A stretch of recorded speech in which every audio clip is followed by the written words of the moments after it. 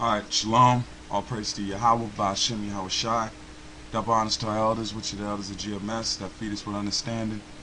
Much love to you brothers that come out, or come by, which is the elect. Okay, because this is what we're trying to raise up to get out of here. Alright, and this is an update on the Russian situation.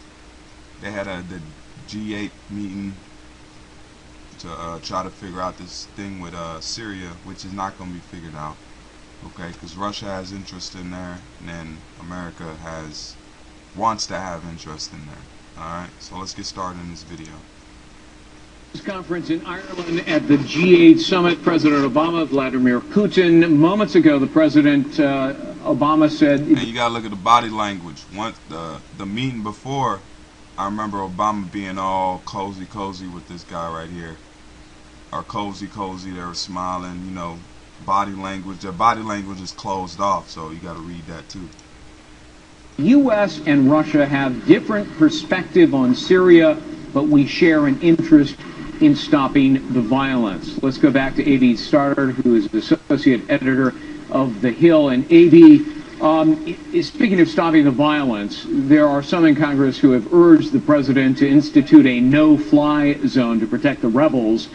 But the Russian Foreign Ministry is now saying, and I'll quote, "We will not allow that." A.B., would a no-fly zone perhaps trigger a military confrontation between the United States and Russia? Well, if that's, you know, what they continue to say, and they're not even beginning to back down over supporting Syria, they're doubling down. When they make those kinds of statements, obviously that is the makings of the potential of a military confrontation. But remember, it's really important to note that President Obama does not want to implement a no-fly zone. So it's not even support yet outside of some Republicans in Congress for moving ahead with something like that. So that's not our current policy for this new level of stepped-up help for the rebels in Syria. We are not anticipating a no-fly zone right now. So the rebels say without it, they're helpless. But President Obama has not offered one. The French president has said, and I'll quote, "How can we allow Russia to deliver arms to Assad?" Well, he might be surprised that they've been doing that for 2 years. But the better question, A.B., is how can anyone stop the Russian from delivering arms to Assad? That's really the greater question. I mean, literally what President Obama just said about how we both agree we should reduce the violence is exactly what he said at that summit meeting a year ago tomorrow that I mentioned before in Mexico. They've made no progress. Remember, going into this meeting, he had only hoped to talk Putin into agreeing to try to push Assad to come to a conference. There's no motivation for Assad since his forces have gained strength over the rebels to attend a conference. But you heard President Obama say we both think a political solution is the best way forward. The Russians are not budging on this. They are a long-standing ally of the Syrian government, and they're doubling down, as I said. They're making no attempt. Now, the reset that President Obama intended to implement in his first term with Russia was a good idea. It was clearly well intended, but there's no measurable progress in that area. He has no relationship with this guy and no influence over him. All right. A.B. Stoddard, good to see you. Thanks very much. Thank you. One other headline, President... Because Russians don't like blacks. At the end of the day, the Russians are Edomites, okay? You got to get that in your mind. Russians are Edomites. The Mossad's using the sword against the sword. All right? Obama says he hopes to move forward on dialogue with Iran over its nuclear program after the election there.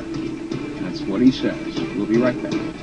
News now on a major disagreement. Russia blasting claims that Syria's Assad is using chemical weapons. They say the claims are unproven. They say a new investigation is needed. This comes after an icy exchange between President Obama and the Russian President Vladimir Putin at the Summit of World Leaders. Did you see this? A little awkward. Both men spent a lot of time staring at the floor. With respect to Syria, we do have differing perspectives on the problem, but we share an interest in reducing the violence, securing... They're speaking third person. They won't even look at each other. They're supposed to be talking to each other right now. Chemical weapons. Of course, our opinions do not coincide, but all of us have the intention to stop the violence in Syria, to stop the growth of victims, and to solve the situation peacefully. Well, Ambassador John Bolton's with us to analyze this. Former U.S. Ambassador to the UN, Fox News contributor, good morning to you. So it looks like the Russians will not agree that chemical weapons have been used. The Russians will not agree that Assad needs to be taken out. The only progress you get from this meeting, then, is the possibility of talks on Syria a month from now. Do I have that right? Well, even less progress, I think, since the talks were announced about a month ago by Russian Foreign Minister Lavrov and Secretary of State Kerry. So really what happened is that Putin came in and said the same thing the Russians have been saying for 2+ years about Syria. We have a different view than the United States, Britain, and France. And for 2 years, the leaders of the 3 Western countries simply haven't been willing to listen. Now we see it in direct contrast at a high-profile G8 meeting. The Russians have different interests at stake in Syria. And now, all the world sees that quite clearly. What happens in these meetings when the 2 leaders of these countries come out and stare at the floor and essentially don't talk to one another in public? Why does that happen? Well, I think in private they had what diplomats called a full and frank exchange, meaning that they basically told each other to take a hike. The fact is, this should not have been a surprise to President Obama. I think it's an embarrassment. Real quick scripture, Ezekiel 38, verse 10, and it says, "Thus saith the Lord of power, it shall also come to pass that at that same time shall things come into thy mind, and thou shalt think an evil thought." And that evil thought, you can see it brewing on his mind. You can see that evil thought. The angels in them are working on Putin. Okay? And it says, to take a spoil and to take a prey, to turn thine hand unto the desolate places that are now inhabited, which is America, because America wasn't inhabited before. It used to be like a rainforest. And it says, nations which have gotten cattle and goods that dwell in the midst of the land.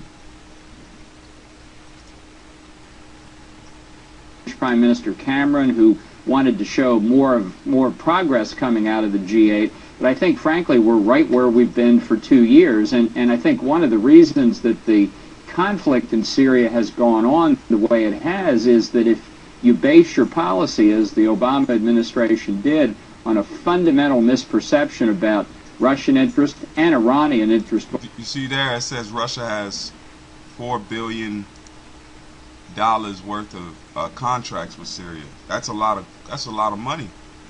That's guap, as you may say, So that can tell why Russia's saying we can't just give up Syria, because they got ties with Syria. And Iranian interest, while we're on the subject. It's no surprise the policy doesn't produce any results. You had a 2-hour meeting. It was private. They had a lot of time to share if they chose to. This is what we find from the American people, whether or not they want to arm the Syrian opposition. 70% are against that idea. So why did the president, at the end of last week, then, in your view, why did he put forward this idea that the opposition could be given small arms? Was that a negotiation ploy to be used at some point, or why would that happen, sir? No, I think he sort of backed into it. I think our policy on Syria has been badly out of whack with reality in the Middle East. I think in part it's because the president doesn't want to take... All right, that's it on that. I don't want to go too heavy into it. If y'all want to watch